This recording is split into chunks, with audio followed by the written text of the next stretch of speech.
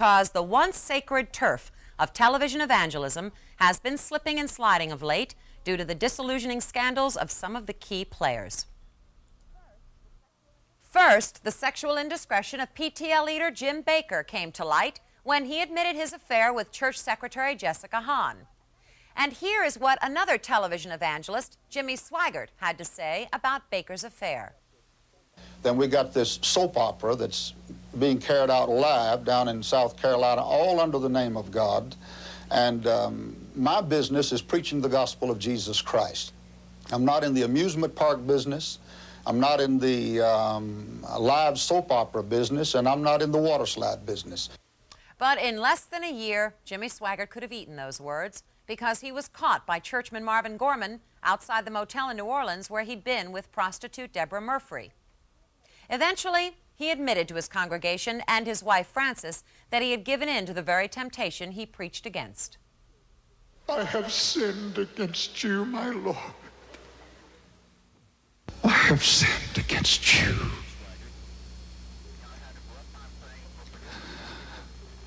And I beg your forgiveness. In this month's Penthouse magazine, an explicit story with pictures is told by prostitute Debra Murphree, who joins us this morning. Good morning, Deborah. You were shaking your head as you were watching those pictures of Jimmy Swaggart. What were you thinking? Just he's up there crying, and I know those tears aren't real. How do you know? This can't be. I mean, because he was up there preaching about all this stuff and then kind of doing it, you know, and... But couldn't his tears of repentance be real? Well, maybe, but to me, I don't really think so because, you know, I watch him on TV, you know, I mean, I don't really watch him, but some of the things I've seen, you know, he's a totally different person than when you see me. That's the real person I think he was. Did you know it was Jimmy Swaggart? Yes. But you mentioned this to him, didn't you? Well, not right off, you know, later on, I guess after I'd seen him a few times, I'd mentioned to him, I said, you know, you look like Jimmy Swaggart. And he said, well, a lot of people tell me that, you know, I said that a few times, but, well, he said his name was Billy, so I just went along with his game. How long do you suppose you saw him, and how many times? I guess around 20, 25 times. It was 1 to 3 times a month. What kinds of things did he ask you to do? When he picked you up first on the street and you got in the car, he asked you if you were a police officer. Yeah. And you proved to him you weren't. Yeah, I got in his car and raised my blouse to prove I wasn't. Well, how would that prove you weren't, by the way? Because, see, most cops aren't supposed to expose themselves, or they're not allowed to touch. That's called entrapment? Well, yeah. But, so I figured, you know, hey, he didn't believe me, you know, what else could I do? So that was it. How long had you been on the streets at this point? I had been working for about 6 years, but I'd only been in New Orleans, I guess, 2 or 3 weeks, maybe. And you were just pretty new on the streets, weren't you? Yeah, I was new, yeah. Every city I went to, I always walked the street long enough to build my clientele up. But, and this, you were pretty new in New Orleans. Yeah. After the first encounter in the car, and he masturbated in the car, I guess, right? What happened then when he would go to meet you in the motel room? He would just, well, he'd more or less do the same thing. He'd just want to watch me pose, do different poses for him. He would want me, you know, just right at first, that was about all it was posing. Then later, he wanted me to start using a sexual toy on myself, and he'd want me to, he asked me several times if I had another woman I could get so he could watch both of us. But I didn't know anybody, so I never did do that. You say he was cheap in terms of the money that he wanted to spend. Yeah, he never spent, when I first met him, he offered me $10. And I told him no. So he come back later on that day with $20, you know, and for all he wanted to do, you know, I said, well, okay, $20. He was quick anyway, so I did it. But I could never get any more money out of him. Was he, in your opinion, a kind of a normal client, or was he different? Well, he was normal up to a certain extent, you know. I mean, a lot of things he wanted to do was normal, because a lot of guys like that. They like for you to pose and stuff, but the only thing that wasn't was when he started to get my daughter involved. And how did he do that? He didn't really get your daughter involved. Well, no, he wanted to. He had seen a picture of her, you know, because I always kept my room. I worked out of that same room for over a year, so I kept things there, you know. And he'd seen a picture of my kids, and he'd start off asking me questions like, he'd say, well, you have a nice family, and he would say, well, can I meet her sometime? And, you know, I wouldn't really, at first I didn't really say too much to him, you know, because I just thought he was just being nosy. And then he started asking me questions like, has she started to develop in her private parts? And I said, well, no, she's only 9 years old, you know. And then he started asking me questions like, well, can I meet her and tell her, and we tell her that he's a photographer, and maybe I'll take pictures of you, and then she'll get, you know, how do you say it? Used to comfortable, him? yeah, and maybe participate in it. And I just, you know, when he started bringing that up, you know, I tell him, hey, don't talk about my daughter, you know. Why have you gone public? Well, because we got caught, okay, and he confessed and he didn't tell the truth, and you know, he's out there preaching about all this pornography and stuff, and then turning around wanting to do it with a 9-year-old little girl. If I hadn't come out with it, he'd still be in the ministries. Some people say, Deborah, that you didn't get caught. Some speculate that you might have been a part of catching him. No, I don't think you had a so. relationship, though, with a police officer who was Marvin Gorman's son. Yes. Marvin Gorman being the man that Swaggart brought down by accusing him of sexual forays, right? Another preacher with Assemblies of God. How long did you see the police officer who was Gorman's son? I dated him about the same time. I met him around, I guess it was I think it was right after I met Swaggart, yeah. And did this police officer, know it was Jimmy Swaggart? Well, not to right off, you know, because I dated this police officer, you know. I just seen him very few times. In the last few months before we got caught, I had told him that I was dating Jimmy Swaggart, because I'd told a lot of people. And he got real interested, you know, and started asking me questions and stuff, and I couldn't understand why. But you didn't know he was Gorman's son no, at that point? No, I didn't know he was Randy Gorman. Did you know that, you didn't know that was his name? Oh, No. You didn't make the connection? No, I didn't even know his real name. He didn't tell me his real name. No. He always used another name, but I don't remember what that was. Was he a police officer who was just in the market for a girl? Or was Oh, yeah, he was a regular client, because he never knew I dated Swaggart until I said something. Then he became curious, and he started coming around more, calling me every day. Is he unhappy with the fact that the world knows this now, that he was seeing you? I don't know. I haven't talked or spoken to anybody. So then his father got involved, because obviously he told his father, hey, you Yeah. can get Swaggart too. You can find him in this New Orleans motel. But I had found out later that they had me under surveillance for 3 weeks in the hotel. And you didn't know it? No. I But didn't know Jimmy it. Swaggart would ask you if the heat was on, wouldn't he? Well, yeah, but that was cops, you know, because there was times, you know, like, matter of fact, on the day we got caught, the cops had really been bad the week before, and they were busting a lot of girls.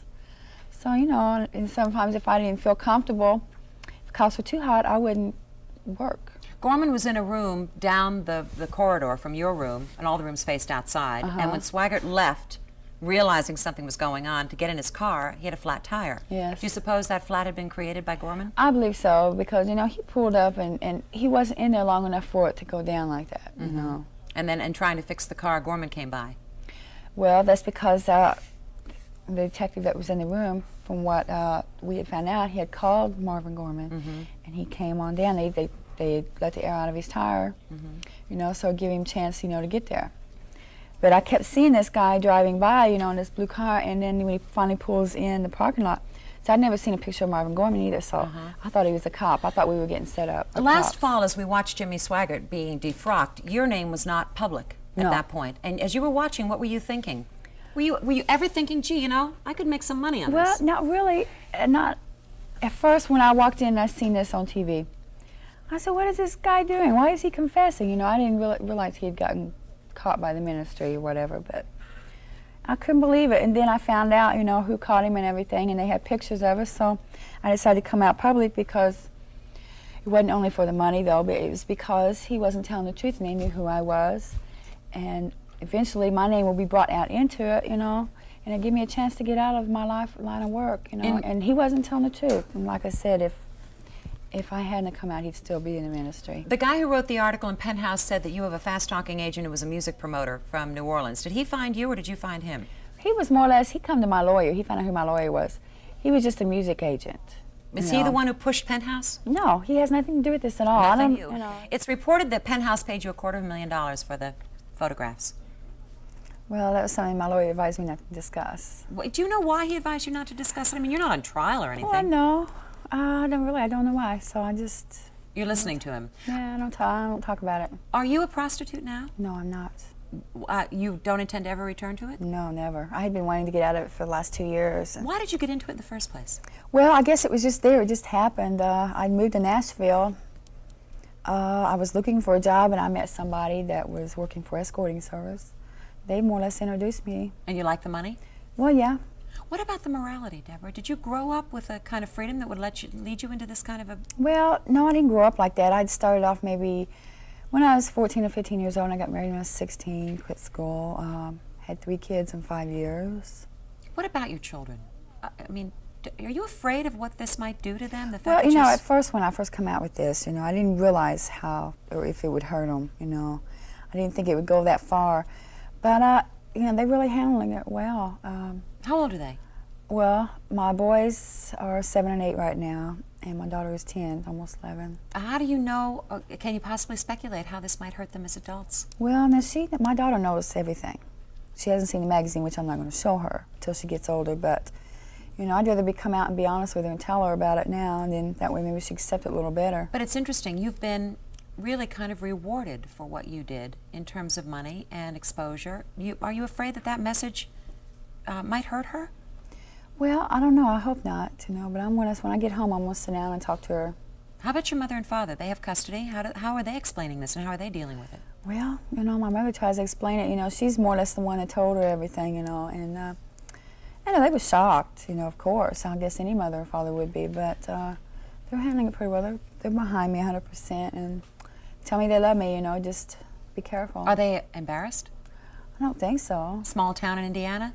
No, they don't hide, you know, or not go out. You know, they still go out and do what they got to do. You know, I tell my mom, I said, just ignore these people. Comment. Do you feel a lot of people are on your side in terms of coming forward? Well, yeah, I have more support than I have non-support. When you were on Geraldo, they used you to springboard into the issue of voyeurism, and you were saying you were very upset. You thought he needed help. You thought he was sick. Yeah, and yet earlier you told me he was kind of normal. Well, I mean, as you know, some of the things he wanted me to do, like posing. You know, because a lot of guys are like that. But that's basically all he did. He penetrated you once. Well, yeah, but what it was is about my daughter, you know, and then maybe the sexual toy, you know, because I never get into that either. Well, starting off, I'm gonna go back to Indiana.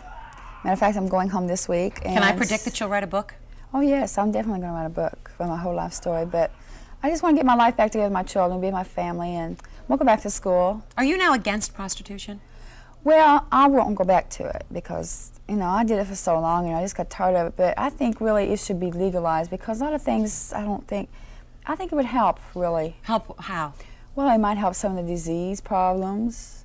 I think it'd stop a lot of crimes too, maybe like the rape crimes. Have you in advance from a publisher on a book at this point? No. No, you're shopping. That's an interesting point of view. You mean do as I do, do as I say, not as I do? Well, maybe what he's doing in preaching about is because what he's doing is wrong. He knows it's wrong. Maybe that's why he's preaching that it's wrong. But you know, it's interesting. The man brought down Marvin Gorman, another preacher, for allegations that he was sexually involved. The man spoke out against Jim Bakker for his acts of homosexuality. And the whole time, the man was involved with Deborah. You don't find that funny? I just find that, yeah, maybe he does need counseling. Maybe he does need help. But I know he helped me through a lot of tough times. Watching his shows have helped me through. I'm an ex-prostitute myself. Are you? And as far as I'm concerned, I'm all for him because he helped me through tough times. Mm-hmm. Okay. I'm no longer in the business myself. I just think they should let it go. He's helping and bringing plenty of people to Jesus and to God. How does he help, and how did he help you? Did he help you leave prostitution? I was involved with this is complicated. I was involved with someone who had AIDS. At that point in time, I was very concerned and worrying that, and it wasn't from the business, that something was going to happen to me. And I found his telecast on one morning, and I watched it, and it brought me through. Doesn't Jimmy Swaggart agree with some other televangelists who say that AIDS is the devil's work? Probably. Maybe that's why I've tested negative twice. Say that again. I'm sorry, I missed it. Maybe it is the devil's work. Maybe that's why I've tested negative twice. Huh. So I'm fine. Maybe because I have God in my life now. Okay. Maybe he prevented me from getting it. Well, thanks for the point of view. I just want to say that I feel he's helping a lot of people, and he's helped myself. I thank you for the point of view. Do you worry about AIDS since you've had thousands of customers? Well, you know, there towards the end, I did, you know, I mean, I always used protection. I always did that, and I always went to the doctor and got regular checkups. But, you know, when I first started, you know, prostitution, the AIDS wasn't even, nobody heard of it. You know, and like I said, last couple of years, yeah, that's the main reason why I've been wanting to get out of it, because of that. Just finally, what would you say to Jimmy Swaggart's wife, Frances, if you saw her? Probably, I don't know what to say, because I don't know her, you know. So you would have no idea what you would, No. what you would like to say to her? No. No?